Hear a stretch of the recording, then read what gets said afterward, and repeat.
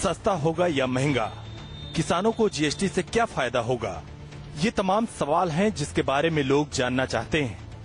GST को लेकर सबसे अहम है आपके किचन का बजट, जिसके बारे में बात करना जरूरी है। कुछ प्रोडक्ट हैं जिसके बारे में बताना जरूरी है। आपको बता दें कि किचन प्रोडक्ट को 3 स्लैब में रखा गया है। 5% टैक्स स्लैब की बात करें तो 5% टैक्स वाले स्लैब में चाय, चीनी, कॉफी, खाने वाला तेल, दूध पाउडर, पैक्ड पनीर, काजू, किशमिश, रसोई गैस, अगरबत्ती को रखा गया है। 12% टैक्स वाले स्लैब में मक्खन, घी, बादाम, फ्रूट जूस, डिब्बाबंद नारियल पानी, अचार, मुरब्बा, चटनी, जैम और जेली है। 18% टैक्स स्लैब में टूथपेस्ट, हेयर ऑयल, साबुन, पास्ता, कॉर्नफ्लेक्स और सूप को रखा गया है। जीएसटी का क्या असर पड़ेगा, चलिए दुकानदार से बात करते हैं। अभी किसी को पता ही नहीं कि होगा क्या। मैं जब देश में 60% व्यापारियों के पास में कंप्यूटर नहीं है। जाहिर है व्यापारियों के मन में आशंका है, आगे क्या होगा, उन्हें ज्यादा कुछ समझ नहीं आ रहा। हालांकि सभी को उम्मीद है कि आने वाले दिनों में तस्वीर जरूर साफ होगी। अभिषेक पांडे, न्यूज नेशन, दिल्ली। लोगों के मन में दुविधाएं अनेक हैं, लेकिन जैसा कि सरकार ने स्पष्ट कर दिया है, 30 तारीख की रात को ये बात अब लागू हो जाएगी। जीएसटी लागू होने के साथ ही स्पष्ट हो जाएगा कि क्या देश एक सूत्र में बंधता है या दरअसल अव्यवस्था ज्यादा हावी होती दिखाई देती है। आकाश जिंदल इस वक्त हमारे साथ मौजूद है, यामिनी अग्रवाल हमारे साथ मौजूद हैं, कुछ ही देर में शैलेश सेठ जी भी हमारे साथ मुंबई से जुड़ेंगे। आप सबका बहुत स्वागत है न्यूज नेशन पर। यामिनी जी, पहला सवाल मैं आपसे लूं, जो कि हम अपने तमाम दर्शकों के लिए भी ले रहे हैं। जीएसटी लागू कैसे होगा? जीएसटी के बारे में तमाम दुविधाएं हैं जो कि हर कोई जानता है। मैं आपसे समझना चाहता हूं, क्या इसे वाकई में लागू कर पाना आसान है सरकार के लिए, और इसे कैसे लागू किया जाएगा? जी, एक अगर देखा जाए तो उन्होंने कोशिश तो की है, क्योंकि अगर आप देखें पिछले कुछ दिनों से हम देख रहे हैं कि वो बता रहे हैं आपको कौन कौन से फॉर्म्स कब तक भरने हैं और कौन कौन से, जैसे जीएसटीआर 1 है, जीएसटीआर 2 है या जीएसटीआर 3 है या जीएसटीआर 4 है, किन लोगों को वो फॉर्म्स भरने हैं।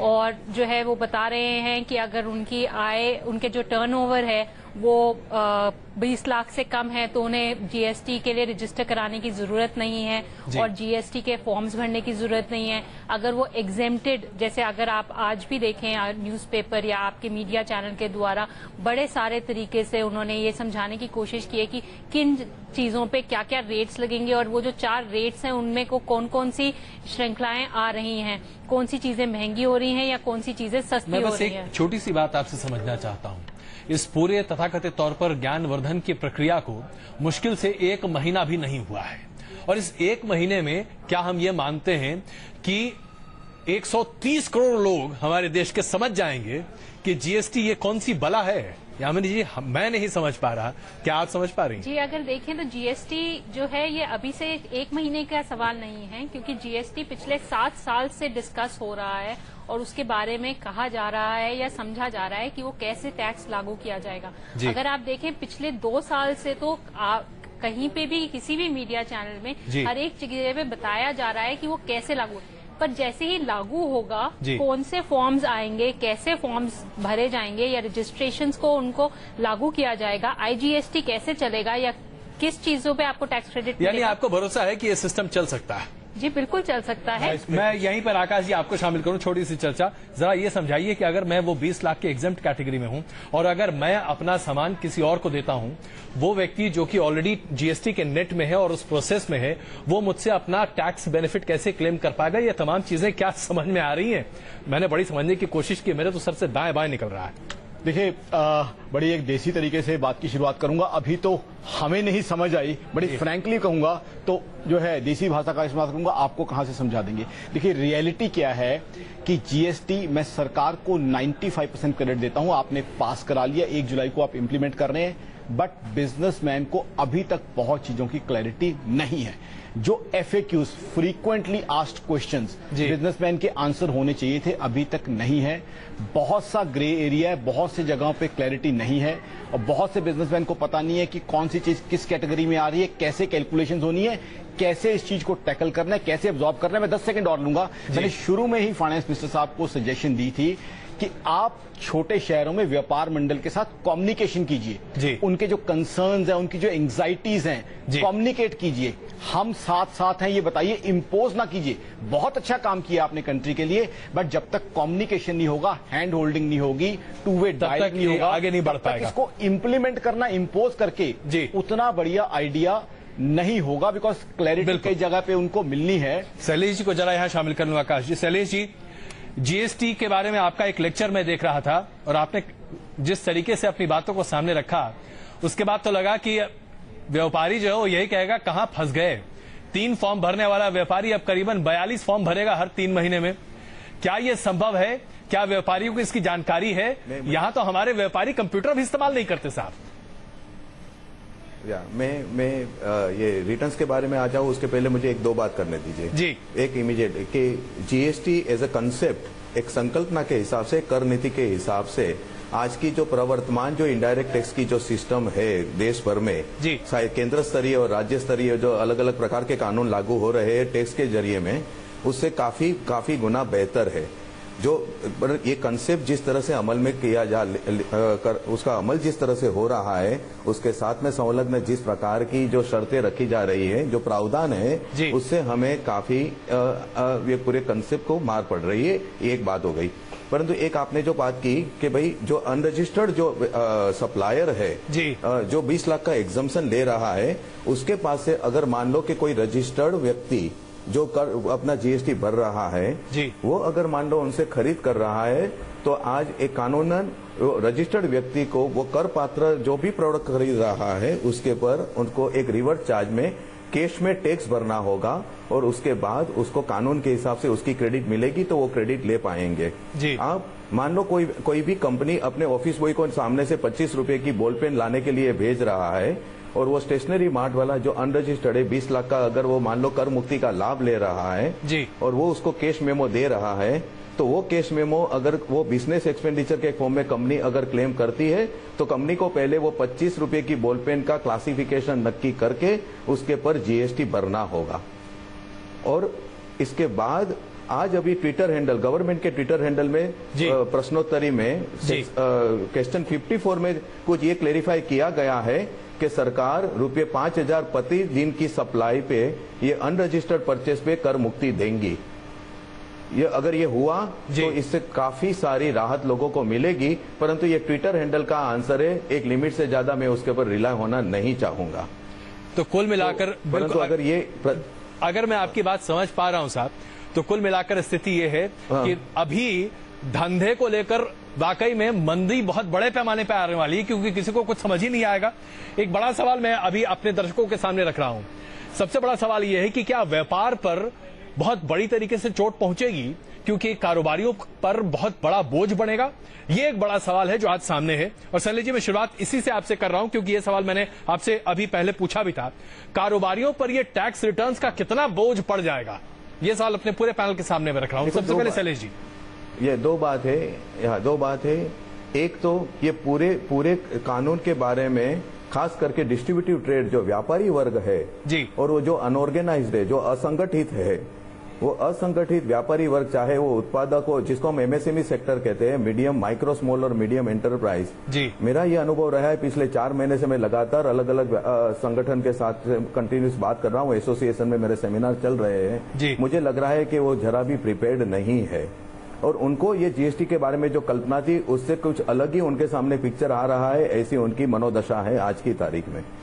तो आज एक अनिश्चितता और एक जो असमंजस है, उसके कारण एक तो काफी व्यापार पे ठप हो जाएंगे शुरुआत के मामले में, उसके कारण भी ठप हो सकते हैं। और दूसरी बात है उसका जो कंप्लायंस बर्डन है, जीएसटी काफी कंप्लायंस ड्रिवन लॉ है, उसमें वैसे देखा जाए सिद्धांतिक रूप से उसमें कोई गलत बात नहीं है, परंतु जिस तरह का कानून हम बनाने जा रहे हैं वो कंप्लायंस बर्डन जिसके लिए खास करके छोटे व्यापारी वर्ग जो रेडी नहीं है उनके लिए ये काफी बड़ा बोझ साबित हो सकता है। यामिनी जी, मैं जरा यामिनी जी को यहाँ शामिल कर लूं, क्योंकि यामिनी जी इसके समर्थन में है। यामिनी जी, आप सुन रही हैं, अभी कम से कम हमारे 2 वक्ता तो यही कह रहे हैं कि बड़ा मुश्किल होने जा रहा है। यामिनी जी, कैसे, आप बताइए, अभी तक आप साल में 2 बार सर्विस टैक्स के फॉर्म्स भरा करते थे, अब आपको हर 3 महीने पर 12 या उससे ज्यादा फॉर्म्स भरने हैं और कुल मिलाकर लगभग 41 फॉर्म साल भर में भरने हैं। एक कारोबारी को। इतना सॉफ्टवेयर ऑनलाइन स्टेटस पर कौन भर सकता है और हमारे पास क्या इतना बैंडविड्थ है? जी, अगर देखा जाए तो अभी जो शुरुआती प्रॉब्लम्स हैं, चाहे वो इंफ्रास्ट्रक्चर, आईटी इंफ्रास्ट्रक्चर को लेकर के हों, चाहे वो सॉफ्टवेयर को लेकर के हों, चाहे वो व्यापारियों के तक एजुकेशन पहुंचाने के लिए हों, वो हैं अभी दिक्कतें। ऐसा नहीं है कि वो दिक्कतें नहीं है, पर वो आप जब भी लागू करेंगे वो दिक्कतें रहेंगी। एजुकेट करने की बात है, जहां तक वहां तक एजुकेट करने के लिए गवर्नमेंट ने सेटअप्स प्रोवाइड करे हैं। उन्होंने जीएसटी के अंदर ये कोशिश की है कि वो एक सेल प्रोवाइड कर सके जहां पे लोगों को इन्फॉर्मेशन दी जा सके। तो वो सब दिक्कतें हैं, पर ये नहीं है कि वो लागू नहीं हो सकता। अगर कोशिश की जाए तो वो लागू। जब आईटीआर फॉर्म्स आए थे, तो अगर आपको याद हो तो आईटीआर को मैनुअल में से कन्वर्ट करने में, ई फॉर्म में भी बहुत मुश्किलें आई थी। पर अगर आज आप देखें, आईटीआर फॉर्म्स को भरना एक बहुत ही सिंप्लीफाइड तरीका है। आपने जो पहले भरी हुई है उनको आराम से आप भर सकते हैं। तो ऐसे ही अगर आप फॉर्म्स को भी देखेंगे, ये पहले शुरुआती दौर में तो दिक्कतें देंगी, और ये दिक्कतें देना बड़ा लाजमी है, क्योंकि आप एक बहुत बड़ा टैक्स रिफॉर्म इंडिपेंडेंस के बाद आप इसके पूरे समर्थन में हैं। जी आकाश जी, संक्षेप में प्लीज। जी, मेरा सवाल यहाँ पे ये है, जीएसटी बहुत बढ़िया रेगुलेशन है, लेकिन हिंदुस्तान की देखें, हिंदुस्तान की बैकबोन वो दुकानदार भाई है जो अकेला आदमी दुकान चलाता है।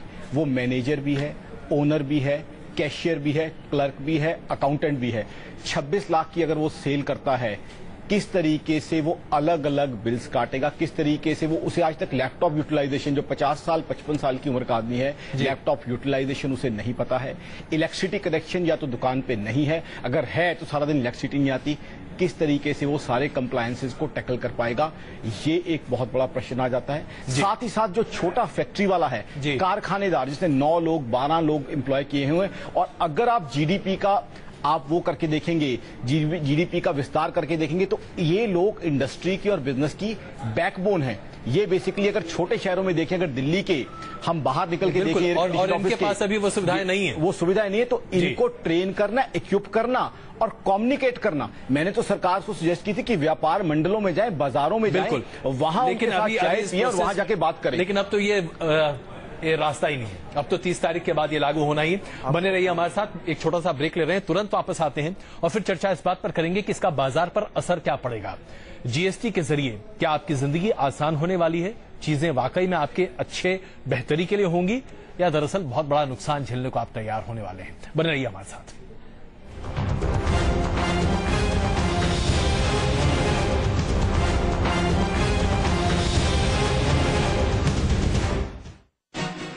प्रस्तुतकर्ता पतंजलि दंत कांति, करोड़ों देशवासियों का भरोसेमंद हर्बल टूथपेस्ट। सह प्रायोजक रूप मंत्रा फेस क्रीम। ये कोई कॉस्मेटिक नहीं, आयुर्वेदिक औषधि है। और पतंजलि हर्बल बाथ सोप, बेशकीमती जड़ी बूटियों से निर्मित, त्वचा की प्राकृतिक कोमलता एवं सुंदरता के लिए।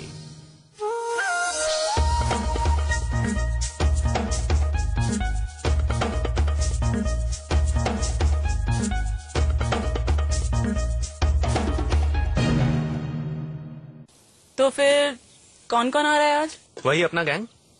उसके अलावा? बहुत टाइम हो गया है, पता नहीं क्या सोचेंगे। एक छोटा सा वर्ड है, थोड़ी हिम्मत करो और बोल डालो। तब पैसों की जरूरत थी, इसलिए जॉब चेंज करनी पड़ी। Sorry sir. सॉरी यार, थोड़ा ज्यादा चिल्ला गया मैं। वो सब छोड़, आज ईद है, आएगा ना? नहीं आ सकता तो ठीक है, पर आज ईद के दिन सॉरी तो ले ले यार। सुना दुनिया भर में सॉरियां बांट रहे हो तुम? हम भी आ गए।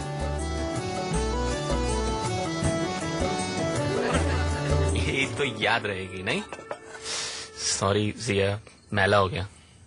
ये मैल तो धुल जाएगा, पर तुम्हारे मन का मैल तो धुल गया ना?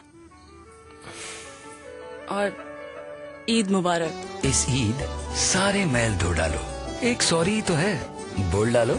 घड़ी डिटर्जेंट की एक गुजारिश। ये बड़ी होकर क्या बनेगी, कोई आइडिया नहीं। कभी मॉडलिंग तो कभी फोटोग्राफी, पर आज नींव मजबूत हो तो कल जो भी बनेगी आज की ही मजबूती झलकेगी। इसके बालों में भी नई क्लिनिक प्लस का मिल्क प्रोटीन फॉर्मूला बालों को बनाए ज्यादा मजबूत। नया क्लिनिक प्लस, आज की मजबूती भी कल झलकेगी।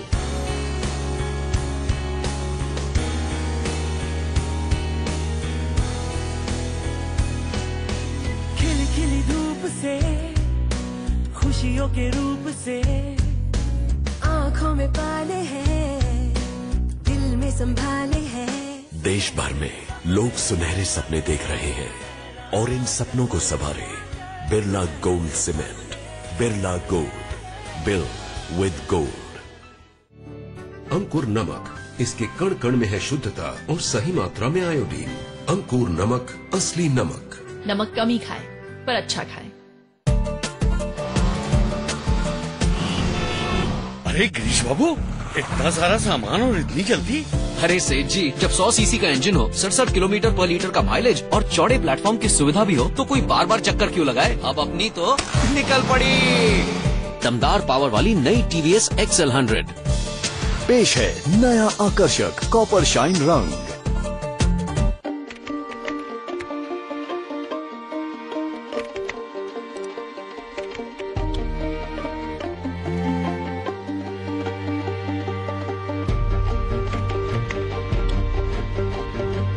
Some 50% off. Oh, baby, but some 50% are. Wow! Pizza Hut Wow Takeaway. 50% off on any medium pan pizza. Takeaway every day.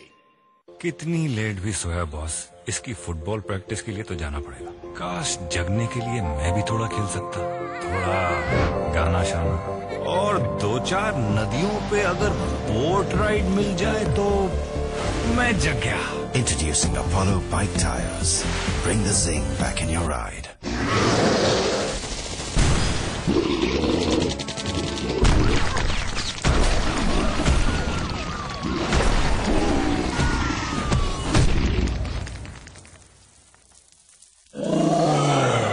वानगढ़ cement, सस्ता नहीं, सबसे अच्छा।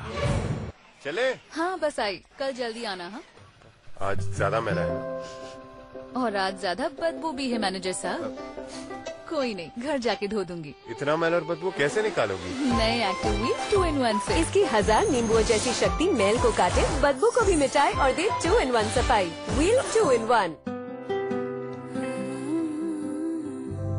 मलमल की थी नरमी, था सोने सा निखार, कभी थी ऐसी त्वचा, आज है हजारों सवाल। तुम्हारी त्वचा के निखार को चुराया है केमिकल्स और अननेचुरल ब्यूटी प्रोडक्ट्स ने। तभी तो प्रकृति के अपार भंडार से हम खोज कर लाए हैं Patanjali aloe vera gel, beauty cream, anti wrinkle cream, sunscreens, face pack and scrub, face wash, moisturising cream और body lotion. Thank you Patanjali.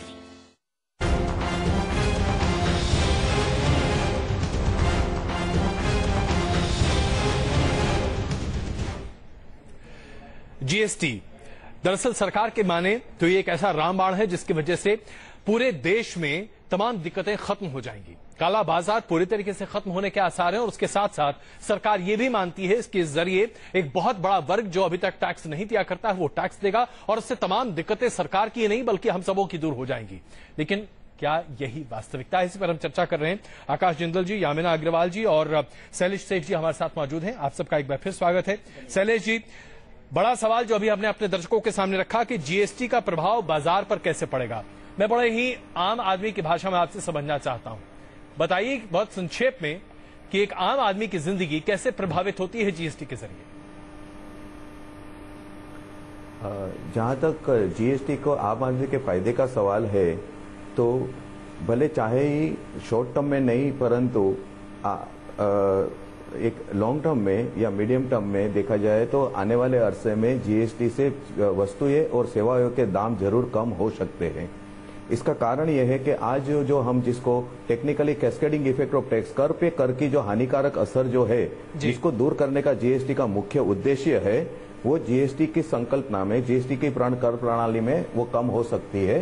तो जो टैक्स का बर्डन जो आगे चल के जो कम हो रहा है उसके कारण आम आदमी की प्राइस पे जरूर कीमतें जरूर कम हो सकती है, परंतु उसके अमल में आने में उसकी असर आने में काफी वक्त लग सकता है।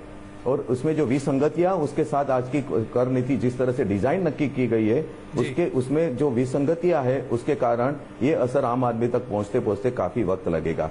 जहां तक बाजार व्यवस्था का प्रश्न है तो मैं दो बात जरूर समझता हूं। जीएसटी के बाजार के 3 सबसे बड़े फायदे में जो देख रहा हूं, एक ये है कि डिजाइन जो भी है आज जो हमारा जो ड्यूअल जीएसटी स्ट्रक्चर है उसके कारण समग्र भारत देश एक संयुक्त संगठित बाजार में, सीमा विहीन बाजार में जरूर परिवर्तित हो जाएगा। जी। एक दूसरी बात, एक ही प्रकार के वस्तु और एक ही प्रकार के सेवा पे चाहे पूरे राष्ट्र में एक ही समान का कर लगेगा। तो आज मुंबई में बैठा हुआ कोई भी व्यापारी को चिंता करने की जरूरत नहीं करता था क्योंकि उसका हरीफ, उसका कॉम्पिटिटर कहीं कन्याकुमारी में बैठा है या कोलकाता में बैठा है, वो टैक्स क्या भर रहा है और क्यों नहीं भर रहा है। तो ये एक समान दर एक ही प्रकार की वस्तु और कर पे हो जाएंगे। ये सबसे उससे बॉर्डरलेस कॉमन नेशनल मार्केट जिसको हम कहते हैं, इसका फायदा जरूर होगा। परंतु सामने जीएसटी एक वैल्यू एडेड टैक्स की प्रकार प्रणाली है, उसके कारण हो सकता है कि consumer good sector, pharma sector में धीरे धीरे बीच वाले व्यापारियों जो श्रृंखला में काफी बड़े हैं, होलसेलर, स्टॉकिस्ट, डिस्ट्रीब्यूटर वगैरह, धीरे धीरे वो उसकी संख्या कम हो सकती है, जिसका प्रभाव काफी पड़ेगा। शैलेश जी, अगर मैं आप इसी सवाल को थोड़ा सा पैराफ्रेज करूं, जरा हम अपनी जिंदगी के रोजमर्रा के 2-3 चीजों को ले लें और आप जरा हमें समझाएं। जैसे कि मान लीजिए एक आम आदमी, खाना, कपड़ा, मकान, ये 3 चीज कैसे प्रभावित होती हैं? क्या सस्ता होगा, क्या महंगा होगा और एक आम आदमी की जिंदगी पर क्या असर पड़ेगा इसका? अभी कृषि पेदाश जो है, कृषि पेदाश को जीएसटी के अंदर से मुख्य कृषि पेदाश जो मूल है उसको तो बाहर रखा गया है।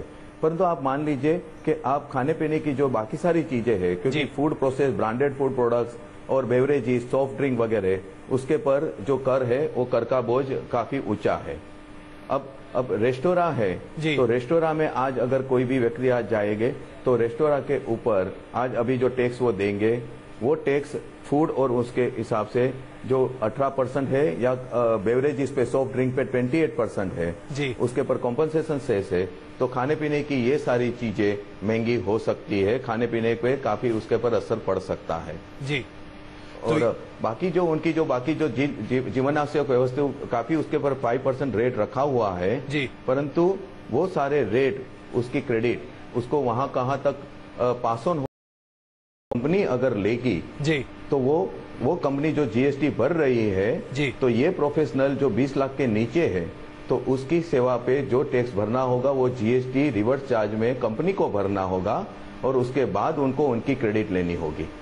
अब दूसरी बात, एक सीधा सा और भी उदाहरण ले लीजिए, कोई भी कंपनी, खास करके रूरल एरिया, टाउन एरिया में जो पार्ट टाइम अकाउंटेंट का काम करते हैं, अब वो पार्ट टाइम अकाउंटेंट जो काफी सारी छोटी मोटी कंपनियों को जो सेवा देते हैं, वो पार्ट टाइम अकाउंटेंट भी 20 लाख के नीचे है, तो उसके पर आज जो भी जीएसटी का रेट जो भी भरना है वो उनके क्लाइंट को खुद को भरना होगा और उसके बाद भी उसकी क्रेडिट लेंगे। तो यानी कि जाहिर सी बात है, ऐसी सुविधाओं का कोई इस्तेमाल क्यों करेगा जहां मुझे खुद ही टैक्स ज्यादा देना पड़े। शैलेश जी, मैं क्षमा चाहता हूं, हमें हेडलाइंस लेना है यहाँ पर, हमारी ये खास पेशकश लगातार जारी है। हम अभी कुछ देर और इस पर चर्चा करेंगे कि जीएसटी का मतलब क्या है। हमारे तीनों मेहमान हमारे साथ मौजूद हैं, लेकिन आइए सबसे पहले जरा हेडलाइंस देख लेते हैं। प्रस्तुतकर्ता पतंजलि गाय का दूध पाउडर, दूध का एटीएम, गाय का मिलावट रहित दूध दही, कभी भी कहीं भी। सह प्रायोजक मैदा, ट्रांसफैट, कोलेस्ट्रॉल रहित पतंजलि बिस्किट खाइए और स्वस्थ रहिए। प्रधानमंत्री नरेंद्र मोदी ने नीदरलैंड्स को बताया अहम सहयोगी, कहा नीदरलैंड से सदियों पुराना नाता। ट्रंप मोदी की दोस्ती से चिढ़ा चीन, शी जिनपिंग की गीदड़ भपकी, गंभीर परिणाम भुगतने होंगे हिंदुस्तान को। 100 दिन के कामकाज का मुख्यमंत्री ने दिया लेखा जोखा, कहा तेज होगी विकास की रफ्तार। कहा योगी आदित्यनाथ ने लोक भवन में बुकलेट जारी किया। बीएसपी के अध्यक्ष मायावती का योगी सरकार पर वार, कहा कानून व्यवस्था पटरी से उतरी, योगी सरकार के सभी दावे हवा हवाई। टीम इंडिया के कोच पद के लिए रवि शास्त्री करेंगे आवेदन, पहले टीम इंडिया के डायरेक्टर रह चुके हैं रवि शास्त्री।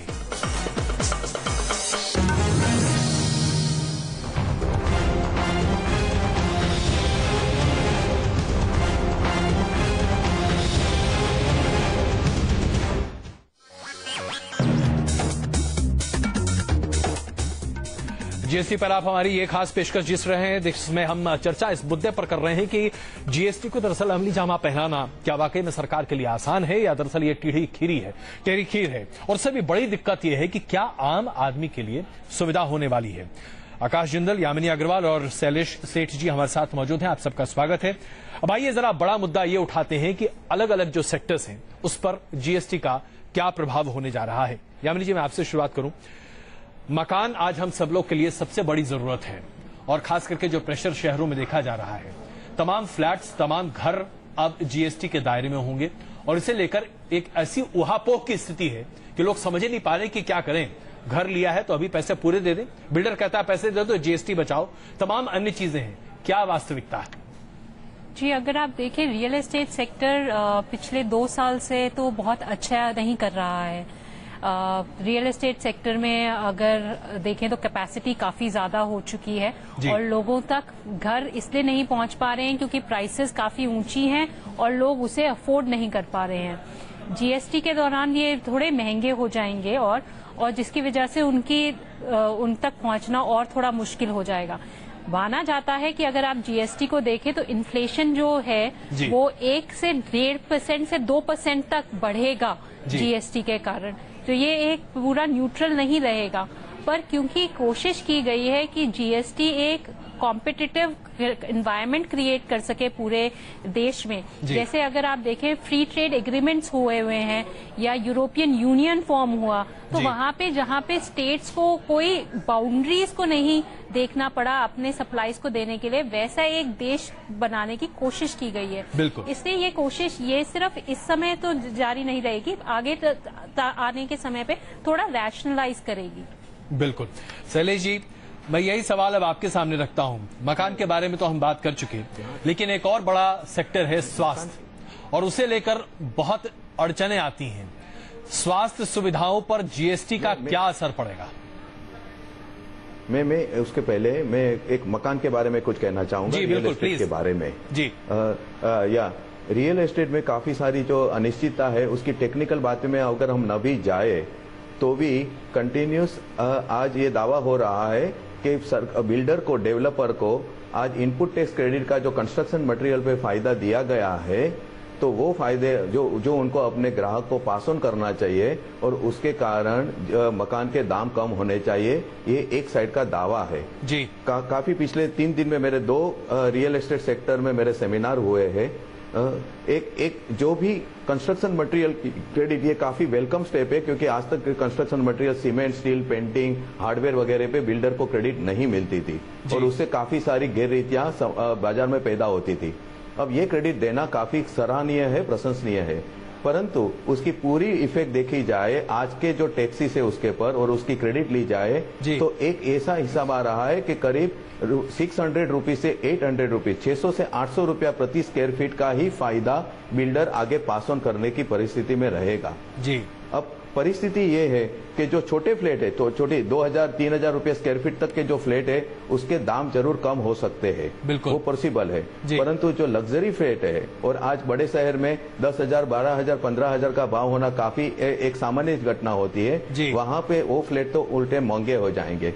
और सबसे बड़ी बात यह है कि 12% का जो जीएसटी का कंस्ट्रक्शन इंडस्ट्री पे जो रेट लगाया गया है मकान के कंस्ट्रक्शन पे, वो जो सर्विस पे, तो वो 12% में जमीन के दाम कीमत भी अंदर शामिल है, तो उसका कोई भी कपात, उसका एबेटमेंट दिया नहीं गया है।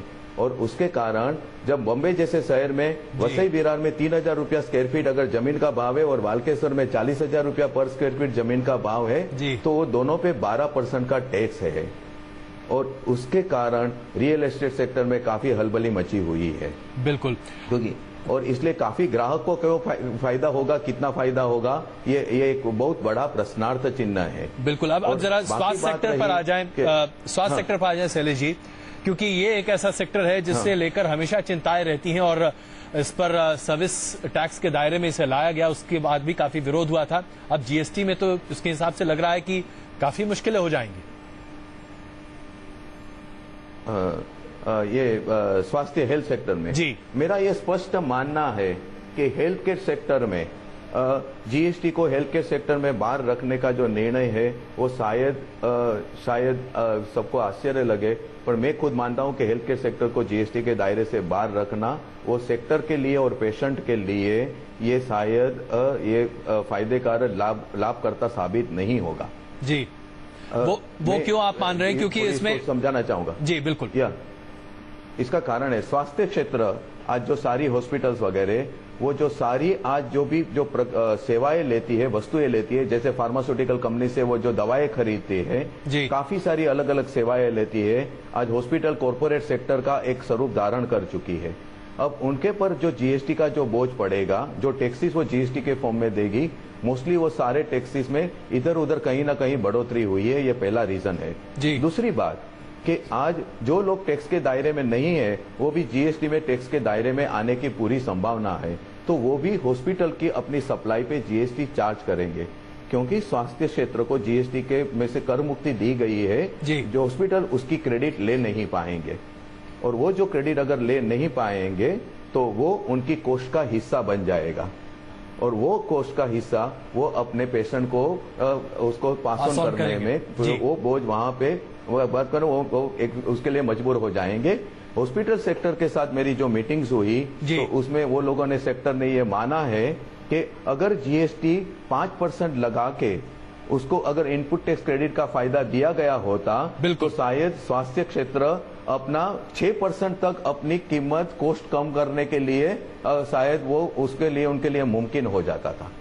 तो यानी कि आकाश जी, की पूरी संभावना मैं काफी देर से इंतजार कर रहा हूं। जी आकाश जी, बस एक छोटा सा ये कि अगर हम तमाम सेक्टर्स की बात करें, हर जगह फायदा है लेकिन फायदे से ज्यादा नुकसान है, तो फिर हम फायदे की बात कर कहां रहे हैं? देखिए, इंटरेस्टिंग चीज ये है, ओवरऑल जीएसटी में फायदा है। मेरी अपनी कैलकुलेशन ये कहती है कि अगर अच्छे से हमने इंप्लीमेंट कर लिया तो 2% तक ये अगर आपका बहुत बड़ा अगर है, अच्छे से हम हिंदुस्तान में कर ही क्या पाते हैं? ये एक बहुत बड़ा इशू है कि इम्प्लीमेंटेशन हम कितने बढ़िया तरीके से उसकी कर पाते हैं, व्यापारियों को कितने बढ़िया तरीके से जोड़ पाते हैं, कितने बढ़िया तरीके से चीजें हम ऑर्गेनाइज कर लेते हैं। आज तक कई चीजों को क्लैरिफिकेशन नहीं मिले है। आज मैं एक बिजनेसमैन हूं, एक सेल करता हूं, चेक लेता हूं, जीएसटी पे करता हूं, चेक बाउंस हो जाता है, तो अल्टीमेटली किस तरीके से उसको प्रैक्टिकली मैं इंप्लीमेंट करूंगा। और बहुत से इशू हैं। मेरा तो ये मानना है कि इससे इंडस्ट्री और मैन्युफैक्चरिंग बहुत फास्ट ट्रैक पे चलेंगे, क्योंकि रॉ मटेरियल जो है सोर्स से लेके फैक्ट्री तक फास्ट पहुंचेगा, फिनिश प्रोडक्ट जो है फैक्ट्री से पोर्ट तक फास्ट पहुंचेंगे, और जीडीपी काफी बढ़ जाएगी, और जॉब अपॉर्चुनिटीज में काफी ग्रोथ होने वाली है। बिकॉज मैन्युफैक्चरिंग में जो हम उस तरीके से नहीं ग्रो कर पा रहे थे, चाइना हमसे आगे निकल गया था। अब क्योंकि चाइना धराशायी हुआ हुआ है, हमारे पास एक मौका है, बट इसमें जरूरी ये है कि सिस्टम्स जो हैं वो यूजर फ्रेंडली रखे जाए, और बिजनेसमैन के साथ रेगुलर इंटरैक्शन रहे मिनिस्ट्री का, उनके जो क्वायरीज हैं, एंग्जाइटीज हैं, उनको सुना जाए और उस हिसाब से ऑल्टरेशन किए जाए। मतलब मैसेज होना चाहिए हम साथ साथ हैं, तो ये सक्सेस इसकी मिल जाएगी और रिजल्ट भी मिल जाएंगे। शैलेश जी, एक और बड़ा सेक्टर है जिसे हम अनऑर्गेनाइज्ड सेक्टर कहते हैं, और दरअसल हमारे देश की ज्यादा आबादी इस अनऑर्गेनाइज्ड सेक्टर में ही है। चाहे हम कारपेंटर की बात करें, प्लम्बर की बात करें, वो तमाम लोग जो कि लेबर्स या अन्य प्रावधान के तौर पर काम करते हैं, जो अनऑर्गेनाइज सेक्टर है पूरे बड़े पैमाने पर। अनऑर्गेनाइज सेक्टर में काम करने वाले तमाम लोगों की जिंदगियों पर इसका क्या असर पड़ता है, और खास करके क्या उन्हें जीएसटी नुकसानदेह होगा? जहां तक बिन संगठित क्षेत्र का सवाल है, वो बिन संगठित जिसको हम फॉर्मल इकोनॉमी कहती है, इनफॉर्मल इकोनॉमी कहते हैं जी, तो नो डाउट उनके लिए जीएसटी का सबसे बड़ा असर उनके पर होने जा रहा है। ये क्षेत्र को जीएसटी के लिए काफी तैयार करना होगा अपने आप को, और वो जो लोग तैयार नहीं कर पाएंगे वो आगे जाके बिजनेस में टिक नहीं पाएंगे, ये मेरा स्पष्ट मानना है। उनकी जो चैलेंजेस है वो एक जो they are not tech savvy, technologically उन्हें अपने आप को तैयार करना होगा। एक दूसरी बात, उनकी जो कैश फ्लो की प्रॉब्लम है, क्योंकि जीएसटी में काफी ऐसे प्रावधान है जिससे कैश फ्लो पे काफी बड़ी असर हो सकती है, और ऐसे छोटे ऐसे क्षेत्र को उनके पास हमेशा वर्किंग कैपिटल की उनके जो इश्यूज रहते हैं वो काफी और भी गंभीर बन जाएंगे। ऐसे काफी सारे प्रावधान जीएसटी के कानून में है। तीसरी बात यह है कि उनको कानून की सारी ये बारीकियां समझने में काफी वक्त लगेगा और हमारे पास आज की तारीख में ऐसी कोई बड़ी व्यवस्था नहीं है जो हर रोज की कानून की व्यवस्था, कानून की बारीकियां ये एक छोटे मोटे व्यापारी को समझा सके। जी। चौथी बात ये है कि उनको धीरे धीरे वो सिस्टम में आने के लिए आज जिस तरह से ये जो आज जो सिस्टम चल रही है, मैं अगर जो समांतर अर्थतंत्र की जो बात कर रहा हूं, वो समांतर अर्थतंत्र पे जीएसटी का बड़ी असर होगी, उसके पर काफी नियंत्रण आएगा। जो राष्ट्र के हित में है उसके बारे में कोई भी शंका नहीं हो सकनी, परंतु वो समांतर अर्थतंत्र से एक रेगुलर अर्थतंत्र में आने के लिए उनके लिए उनकी जो तैयारी जो करनी है वो तैयार, आज वो उसके लिए तैयार नहीं है। मेरा ये अनुभव रहा है इंटरेक्शन में कि हर एक व्यक्ति अब धीरे धीरे अपने आप को प्रॉपर अपने एक रिकॉर्ड्स रख के अपना धंधा करना चाहता है, कर की भुगतान करना चाहता है, लेकिन उसके लिए उनकी जो मुश्किलें है वो मुश्किलें शायद काफी सारी बढ़ गई है और वो किस तरह से उसको कर पाएंगे वो पता नहीं है। और एक और दिख रहा है मुझे जी। हाँ, एक और बड़ा सवाल मेरा ये मानना है। हाँ जी, मैं एक सवाल और आपके सामने रखना चाहता हूं। डीमोनेटाइजेशन के जरिए हमने कोशिश की कि देश में काला धन पर हम नकेल कर सके, लेकिन फिर भी हम जानते हैं कि कैश ट्रांजैक्शन हमारे देश की रीढ़ की हड्डी है। जीएसटी लागू करने के साथ ही कैश ट्रांजैक्शन पर निर्भर करने वाले लोगों की जिंदगी पर कितना असर पड़ता है, क्योंकि कैश ट्रांजैक्शन आज गांव से लेकर शहरों तक हर जगह इस्तेमाल होता है और वही हमारा आधार है, आर्थिक आधार है। मैं इसमें एक स्पष्ट बात बता दूं कि मेरा ये स्पष्ट मानना है कि केवल कर चोरी ही जो भी व्यापारी की, जो भी बिजनेसमैन की एकमात्र बाजार की हरीफाई में, स्पर्धा में खड़े रहने की क्षमता का एकमात्र परिबल है, एकमात्र फैक्टर है, वो जीएसटी की कर व्यवस्था में टिक नहीं पाएंगे और वो राष्ट्र के हित में है जी। वो ठीक नहीं जो केवल टैक्स इवेजन से ही अपने आप को बाजार में खड़ा रख पाते हैं जी। एट द सेम टाइम आज इसके कारण जो कैश इकोनॉमी पे बहुत बड़ा नियंत्रण आएगा, क्योंकि जीएसटी की व्यवस्था का एक बहुत महत्व का एक उसकी अंग ये है कि एवरी ट्रांजैक्शन अपने पीछे एक ऑडिट ट्रेल छोड़ के जाएगा जी। तो इसके कारण पूरी व्यापारी श्रृंखला में हर एक व्यक्ति टैक्स नेट के बाहर रहे कायम के लिए वो शक्य नहीं होगा और एक भी ट्रेल हमें सरकार डिपार्टमेंट को मिल गई तो सारे प्रीफिक्स एफिक्स खुल जाते हैं। मैं हमेशा ये कहता हूं, तो ये बात ठीक है, उसमें कोई प्रश्न नहीं है, उसके बारे में कुछ ये गलत भी नहीं है जी। परंतु इसको सिस्टम में, इसलिए मेरा ये मानना है अब ये कानून अब जब लागू होने जा रहा है जी, तो दो बात मैं देखता हूं, मैं शायद ये प्रार्थना करूं कि मैं इसमें गलत रहूं, परंतु जीएसटी के कारण संगठित क्षेत्र और असंगठित क्षेत्र एक दो कंप्लीट विभाजन में देख रहा हूं एटलीस्ट थोड़े अरसे के लिए। और दूसरी बात यह है कि जीएसटी के कारण खास करके एमएसएमई सेक्टर को, छोटे मोटे व्यापारियों को, ट्रेड को खाली अपना माइंडसेट चेंज करना नहीं होगा, उनको अपना डीएनए भी चेंज करना होगा। बहुत बड़ी बात आपने यहाँ की और हमारे कई दर्शक हैं जो इस शो को देखने के साथ ही कई सवाल पूछ रहे हैं। हमारे एक दर्शक हैं शशि जो कि नासिक से हैं, उन्होंने ये सवाल पूछा है। उनका सवाल है रियल स्टेट सेक्टर पर क्या असर पड़ेगा, ये वो जानना चाहते हैं। इस सवाल पर हम बहस कर चुके हैं, लेकिन एक बार फिर एक बहुत संक्षेप में शैलेश जी मैं आप ही से इसका जवाब चाहूंगा। बहुत संक्षेप में बता दीजिए शशि जी को कि आप क्या समझते हैं। रियल एस्टेट सेक्टर के लिए काफी सारी चैलेंजेस जीएसटी के कारण खड़ी होगी। फायदा जरूर मिलेगा क्योंकि आज अभी वो अपने कंस्ट्रक्शन मटेरियल पे क्रेडिट ले पाएंगे, परंतु वो क्रेडिट का उनका जो फायदा मिल रहा है वो फायदा शायद रूरल में, टाउन एरिया में जहां पे अभी मकान के भाव ज्यादा नहीं है, करीब 3000-4000 स्क्वायर फीट के भाव वाले जो मकान है उसमें जरूर भाव में गिरावट होने की संभावना है। और अगर बिल्डर वो अपनी क्रेडिट का फायदा उन लोगों को लाभ अगर पास ऑन कर सके, और शायद बिल्डर वो लाभ पास ऑन करने के लिए मजबूर भी हो जाएंगे, परंतु जो उससे बड़ी महंगा कीमत के जो फ्लैट है, जो लग्जरियस फ्लैट है, उसकी कीमत जरूर बढ़ जाएगी। बिल्कुल आकाश आप कुछ कह रहे थे। जी, मैं बेसिकली ये कह रहा था कर चोरी रुकेगी, बहुत अच्छी बात है। डीमोनेटाइजेशन का भी टारगेट यही था। आज जीएसटी से भी एक टारगेट ये है कि चाहे इनडायरेक्ट टैक्सेस हो या इसका कैस्केडिंग इंपैक्ट डायरेक्ट टैक्सेस की चोरी में पड़ेगा। बट एक मुद्दा यहां पे आ जाता है जिसमें मैं सरकार से जवाब चाहता हूं। आज नेशनल हाईवे नंबर 1 जिस पे मैं रेगुलरली ड्राइव करता हूं, वहां भी डस्ट और पॉट होल्स के कारण बहुत जगह कनेक्टिविटी नहीं है। हिंदुस्तान में और बहुत जगह है जहां पे कनेक्टिविटी नहीं आती है, नेटवर्क नहीं आता है, बिजली तक नहीं आती है। तो ऐसे में सरकार जो एम्बिशियस टारगेट लेके बैठी हुई है कि सारा कुछ ऑनलाइन हो जाएगा, वेल कनेक्टिविटी होगी, सारी की सारी रिटर्न्स फाइल होंगी, उससे सारा बिजनेस स्ट्रीमलाइन होगा। क्या सरकार की ड्यूटी ये नहीं बनती थी कि उससे पहले कनेक्टिविटी को दुरुस्त किया जाए, नेटवर्क को एकदम सही किया जाए? ब्लैक मनी खत्म करना बिल्कुल सरकार का टारगेट है, लेकिन एक ट्रैक से दूसरे ट्रैक पे, हाँ, बिना बुनियादी सुविधाओं के। मेरे को तो आज जो है, आज मेरे पास बढ़िया स्मार्टफोन है, बढ़िया लैपटॉप है, नेशनल हाईवे नंबर 1 पे मेरे को, लेकिन डेटा कनेक्शन नहीं है, तो उसके बाद क्या मैं उसे किस तरीके से हैंडल करूंगा? इस चीज का जवाब मुझे चाहिए। बिजनेसमैन के लिए अपने सवाल भेज रहे हैं। यामिनी जी, उससे पहले मैं एक सवाल आपसे छोटा सा ले लूं।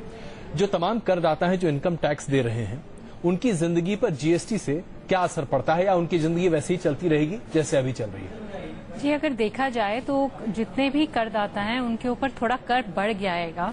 ये मानना कि जीएसटी का जो है असर उन पे नहीं पड़ेगा, जीएसटी का असर उन पे पड़ेगा। खास तौर पे जिनकी इनकम ज्यादा है उनके ऊपर सबसे ज्यादा। पर अगर आप देखें टैक्स इक्विटी के हिसाब से, जिन लोगों के पास देने की क्षमता है वो ही कर दे सकते हैं, और जिन लोगों के पास क्षमता नहीं है उनके ऊपर उतना कर नहीं पड़ेगा। तो ये देखा जाए तो एक टैक्स इक्विटी मेंटेन की जा रही है। जी बिल्कुल। एक अमित जी हमारे साथ हैं गाजियाबाद से, उन्होंने ये सवाल भेजा है जो शैलेश जी से वो पूछना चाहते हैं। शैलेश जी, उनका सवाल ये है कि एक जगह ऑफिस बंद कर दूसरे राज्य में अगर खोलना हो तो क्या जीएसटी के लिए, जीएसटी लागू होने के बाद यह आसान हो जाएगा या मुश्किलें बढ़ेंगी?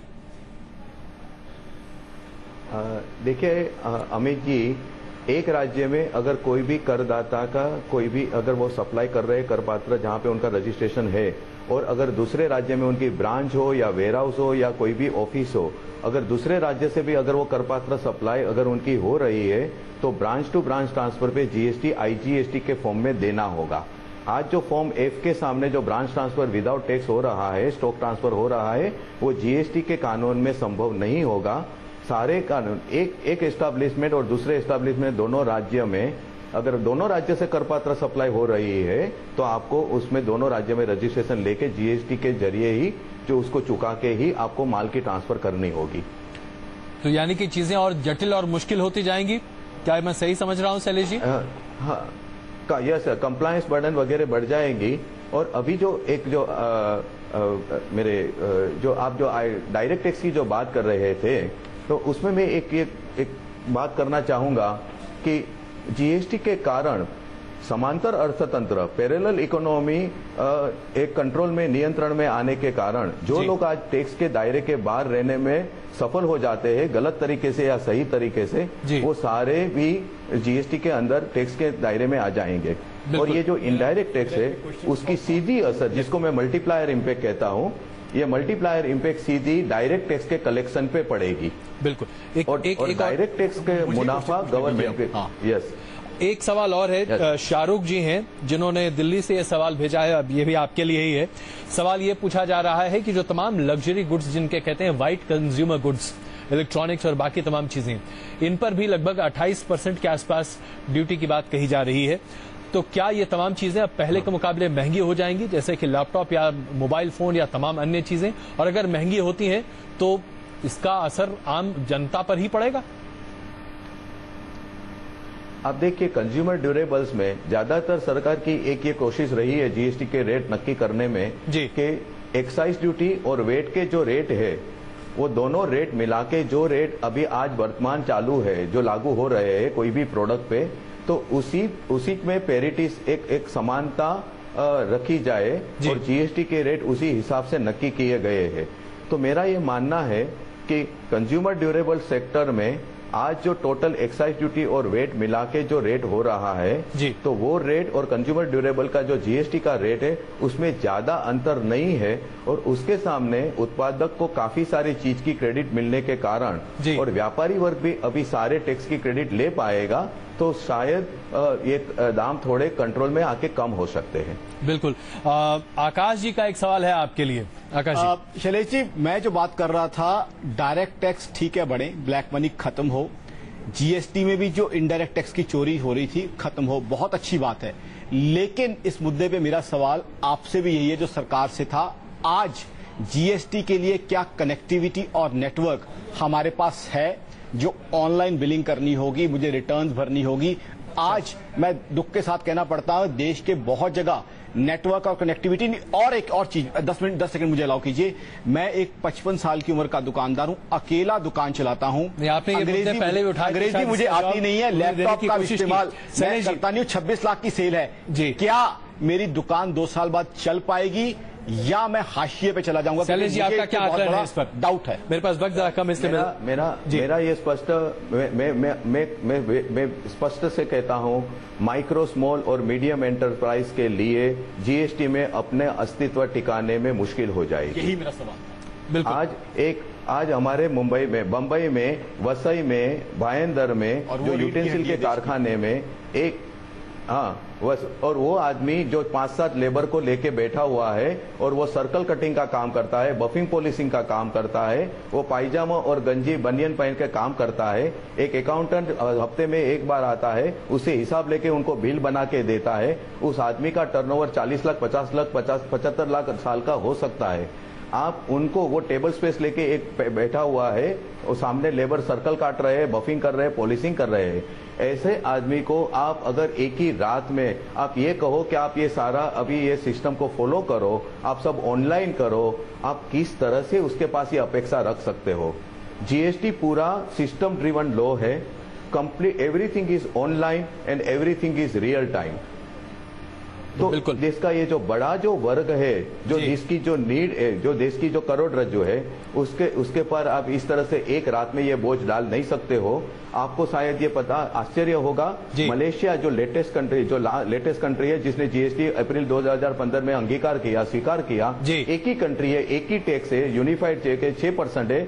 उन्होंने सिर्फ 1.5-2 साल के अंदर 6000 कार्यक्रम ट्रेड इंडस्ट्री के साथ किए, जीएसटी से उनको अवगत करने के लिए। अजय जी, मैं यही माफी के साथ कहना चाहूंगा, वो ट्रेडर, वो व्यापारी तो देश की इकोनॉमी की रीढ़ की हड्डी है। बिल्कुल। मेरा सवाल यहाँ पे यही आ जाता है सबसे, हम इसी पे बहस कर रहे हैं। रीढ़ की हड्डी को हम मजबूत कर रहे हैं इससे या कहीं कमजोर करने जा रहे हैं?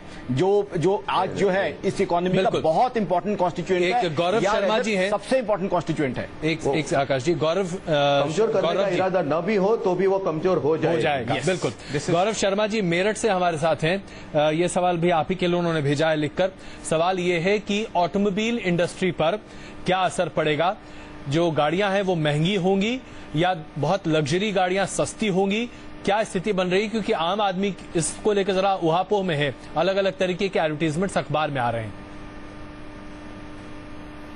ये जो बड़ी गाड़ियां है, एसयूवी वगैरह की जो गाड़ियां है, आप देखा जाए तो आप 28% उसके ऊपर जीएसटी का रेट है और 15% कॉम्पनसेशन सेस है।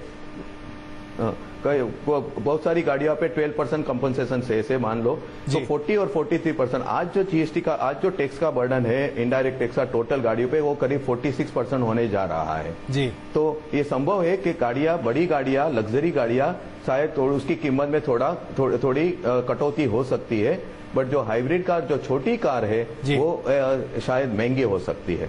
बिल्कुल। और एक मेरा सवाल जो मैं आपसे समझना चाहता हूं, हम लगातार बात कर रहे हैं इनपुट क्रेडिट की। एक ऐसा शब्द है जो कि शायद 70% हमारे कारोबारियों को समझ में नहीं आएगा।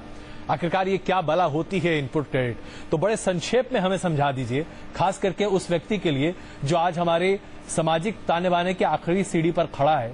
ये इनपुट क्रेडिट क्या बला है? अब देखिए कि कोई एक व्यापारी है, वो व्यापारी जब उत्पादक से माल खरीदता है तब उसके पर एक्साइज ड्यूटी और उसके पर वेट और सीएसटी भरता है जी। अब वो व्यापारी जो एक्साइज ड्यूटी की क्रेडिट ले नहीं पा रहा है, अगर वो रजिस्टर्ड होके खाली एक्साइज ड्यूटी पास ऑन कर सकता है। व्यापारी है, वो सर्विस टैक्स की क्रेडिट नहीं ले पा रहा है, वो सिर्फ वो वेट की क्रेडिट है, वो सर्विस टैक्स के सामने उसकी क्रेडिट, उनको सीएसटी की उसको क्रेडिट नहीं मिलती है, ऑक्ट्रॉय की क्रेडिट नहीं मिलती है, एंट्री टैक्स की क्रेडिट नहीं मिलती है। तो ये जो सारे इनडायरेक्ट टैक्सेस है, जिसकी क्रेडिट अगर कोई भी करदाता, चाहे वो उत्पादक हो, व्यापारी हो या सेवा देने वाला हो, सर्विस प्रोवाइडर हो, जो भी इनडायरेक्ट टैक्स की क्रेडिट उनको नहीं मिलती है, सेट ऑफ नहीं मिलता है, वो उसकी कीमत का भाग बन जाती है, जिसका अंतिम बोझ ग्राहक पे आता है। जीएसटी की संकल्पना में सिर्फ जीएसटी की पूरी क्रेडिट थोड़ी शर्तों के अनुसार व्यापारी को भी मिलेगी, उत्पादक को भी मिलेगी और सेवा देने वाले को भी मिलेगी, प्रोफेशनल जो टैक्सेबल सेवा, कर पात्र सेवा देते हैं। तो उसके कारण आज व्यापारी कोई प्रोफेशनल से भी कोई सेवा ले और उसके पर जीएसटी भरे, जिसकी क्रेडिट उसको आज नहीं मिल रही है, आज वो उसकी क्रेडिट लेके उनकी जो कर भुगतान की जवाबदारी होती है उसके सामने वो उसको उसका विनियोग, उसका वपराश कर पाएगी। तो ये इनपुट टैक्स क्रेडिट, ये जीएसटी की सारी संकल्पना कही कि वो हृदय है, वो उसकी बेसिक फिलोसॉफी है, जिसके कारण कर पे कर की हानिकारक असर कम होगी। बहुत बहुत धन्यवाद आप सबका इस चर्चा में शामिल होने के लिए। मैं क्षमा चाहता हूं, वक्त हमारे चर्चा के लिए यही खत्म हुआ, लेकिन सबसे बड़ी बात यह है कि मंशा बहुत अच्छी है।